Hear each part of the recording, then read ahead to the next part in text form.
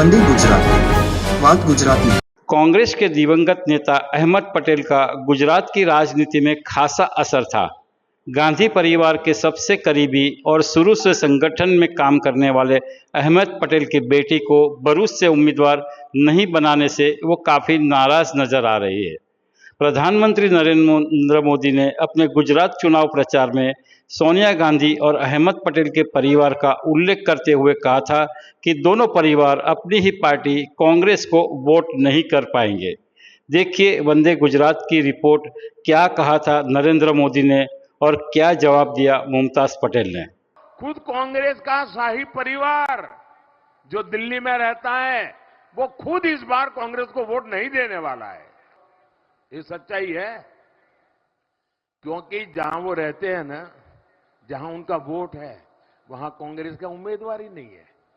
अहमद भाई कांग्रेस के बहुत बड़े नेता रहे, वो परिवार भी इस बार कांग्रेस को वोट नहीं दे पाएगा। वहां भी कांग्रेस का उम्मीदवार नहीं है भरूच में। नई दिल्ली की सीट भी अलायंस इंडिया अलायंस के तहत आम आदमी पार्टी के साथ है और भरूच की सीट जहां से मैं वोट करूंगी वो भी आम आदमी पार्टी के साथ है गठबंधन में। तो बात बिल्कुल सही है कि हम वोट नहीं कर पाएंगे। दुख है बिल्कुल इस बात का, पर जो एक बड़ी लड़ाई लड़ रहे हैं हम, एक जो बड़ी जंग लड़ रहे हैं कि इस सरकार को हम यहाँ से हटाएं, क्योंकि हम लोकतंत्र को बचाना चाहते हैं, देश को बचाना चाहते हैं। और ये जो इंडिया गठबंधन साथ में आई है, तो पॉलिटिकल कंपल्शन, अलायंस कंपल्शन समझिए, पर जो है सराखों पर है, हम पूरा समर्थन करते हैं। दुख होगा कि कांग्रेस को वोट नहीं कर पाएंगे, पर बिल्कुल समर्थन करेंगे अलायंस का और इसी अलायंस से मिलजुल कर हम भाजपा की सरकार को गिराएंगे। कि कांग्रेस, हम चाह रहे थे कि अलायंस के तहत ही ये भरूच बैठक कांग्रेस पार्टी लड़े और आम आदमी पार्टी समर्थन करे, पर ऊपर जो बड़े नेता हैं उन्होंने सोच समझ के कोई निर्णय लिया होगा और सीट आम आदमी पार्टी को गई, तो हम इंडिया अलायंस का समर्थन करते हैं। मैं नाराज़ नहीं थी, मैं डिसअपॉइंटेड थी जो मैंने कहा, क्योंकि कांग्रेस पार्टी नहीं लड़ रही थी। एक सीट रही है जिसको 40 वर्ष ऊपर मेरे पिता अहमद पटेल जी ने संभाला है, लोकसभा से और राज्यसभा से, और एक आम कार्यकर्ता के तहत भी, सोशल सर्विस के तहत भी, वही हम भी भरूच में कर रहे हैं। हम वहीं की पैदाइश है हमारी, तो उस बात का दुख ज़्यादा रहा कि कांग्रेस पार्टी नहीं लड़ रही। पर जो आप कह रहे हैं कि प्रचार में नहीं गई, मैं देश भर में कांग्रेस का झंडा उठा के, मैं कांग्रेस के लिए और कांग्रेस के कैंडिडेट्स के लिए हर जगह जहां जहां मुझे बुलाया जा रहा है और जहां जहां मुझे पार्टी कहती है, मैं प्रचार कर रही हूँ। नरेंद्र मोदी ने अपने चुनाव प्रचार में कांग्रेस पर आरोप लगाते हुए संविधान को लेकर कांग्रेस से लिखित गारंटी मांगी थी। क्या कहा था नरेंद्र मोदी ने, क्या जवाब दिया मुमताज पटेल ने। देखिए वंदे गुजरात की रिपोर्ट। मुत्रण પડકાર फेंको जो कांग्रेस सामे, मारो पहलो પડકાર। कांग्रेस લખીને બાંયધરી આપે કે એ ભારતના બંધારણમાં કોઈ છેડછાડ નહીં કરે, ભારતના બંધારણને નહીં બદલે।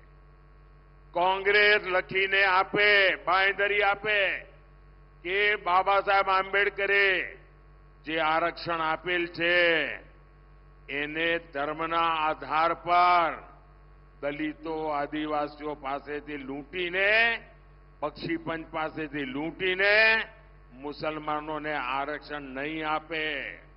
અને મારો ત્રીજો પડકાર છે, कांग्रेस લેખિતમાં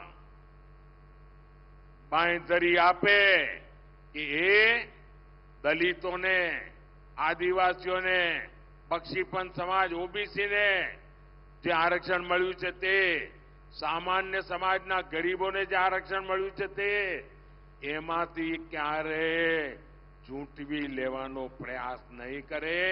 अने एमने मारी પડકાર छे कि लखीने आपे कि एमना त्यां, आ मारो तीजो પડકાર छे કે જે એમના રાજ્યો છે, એમના ચટ્ટાબટ્ટાઓના રાજ્યોમાં બેઠા છે, જ્યાં એમની સરકારો છે, એ લોકો પણ ઓબીસીનો કોટા ઓછો કરીને મુસલમાનોને નહીં ધરી દે, ધર્મના આધાર પર ટુકડા નહીં કરે અને દલિતો, આદિવાસીઓના આરક્ષણ પર છેડછાડ નહીં કરે.